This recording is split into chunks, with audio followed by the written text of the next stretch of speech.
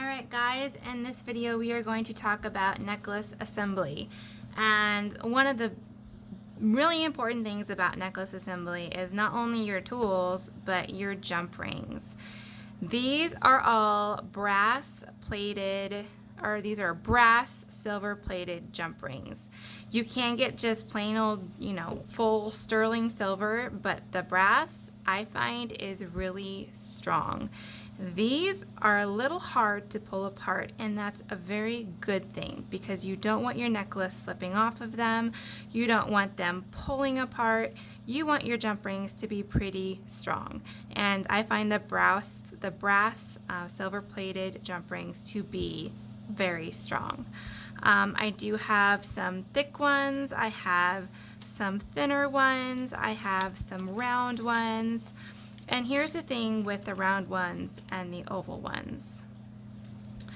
Round tend to stick off your skin a little bit. They're round. They're not very flat. The thing I love about the oval ones is that they help your necklace lay a lot flatter. Also, with the what is that called? Just this opening being on the side, you're not going to have to worry about your necklace necessarily pulling on that opening and slipping through or just being around that at all. Like, we're going to make sure that we get it closed really, really tight, but with the opening being on the side and not on the tops where your necklace is going to be, it's just a lot safer for your pendant and your chain.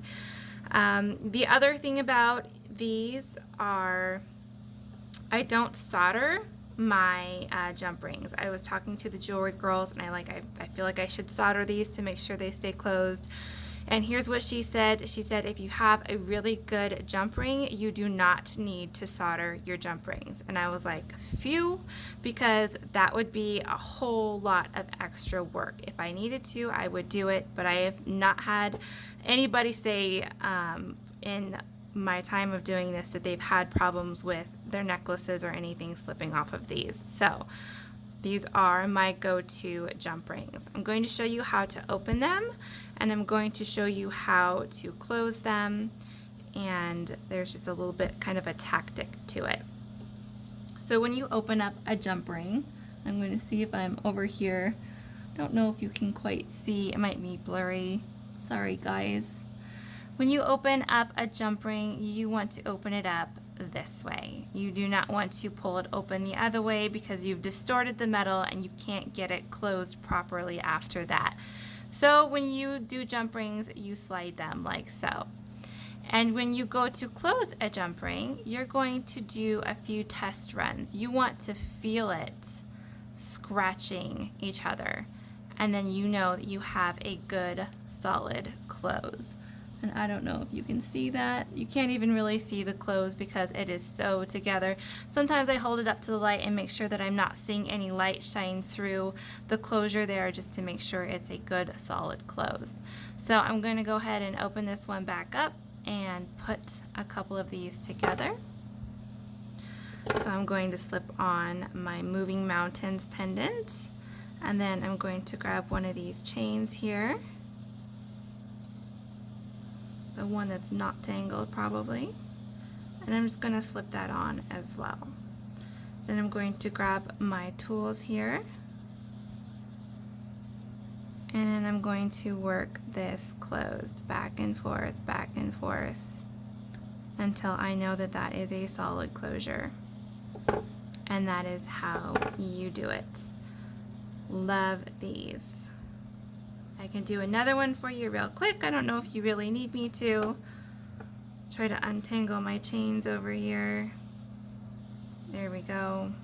I'll do the cross necklace really quick. These tools will become almost like your fingers, guys. You will get so good at them, so good at using them, that you'll be so quick. Everything is super slow at first, and that is totally normal and fine. You've got to get used to using these tools.